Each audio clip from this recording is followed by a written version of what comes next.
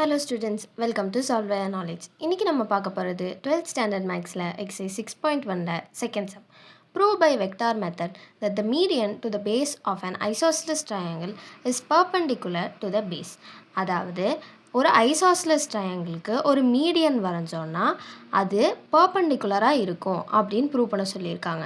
So இது isosceles triangle அப்படிங்கிறனால ஓஏவும் ஓபியும் ஈக்குவலாக இருக்கும். ஸோ ஏன்னா ஐசோஸ்லஸ் ட்ரையாங்கிளில் ரெண்டு சைடு ஈக்குவலாக இருக்கும். இது ரெண்டும் ஈக்குவல், இதுக்கு காரணம் இது வந்து ஐசோஸ்லஸ் ட்ரையாங்கிள். தென் நம்ம என்ன ப்ரூவ் பண்ணணும், இது வந்து இதுக்கு பர்பண்டிகுலராக இருக்கும் அப்படின்னு நம்ம ப்ரூவ் பண்ணணும். அதாவது to prove OC vector is perpendicular to AB vector. So இது பர்பண்டிகுலர்னு ப்ரூவ் பண்ணுறதுக்கு நம்ம டாட் ப்ராடக்ட் கண்டுபிடிச்சா போதும்.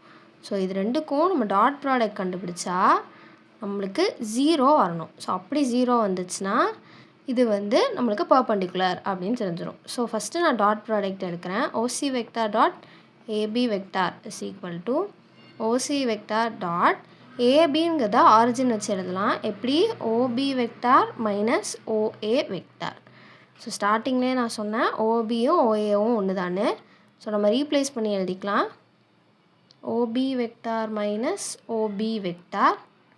So that is equal to OC vector into 0 vectorனு வரும். ஸோ இது ரெண்டும் 0ஓட நம்ம பண்ணும்போது நம்மளுக்கு 0 கிடைக்கும். ஸோ நம்மளுக்கு ப்ரூவ் பண்ண வேண்டியது OC vector dot AB vector equal to 0. So this implies OC is perpendicular to AB. அதாவது therefore median to the base of an isosceles triangle is perpendicular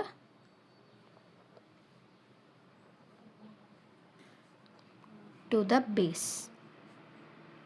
so இதுதான் நம்ம ப்ரூவ் பண்ணோம்.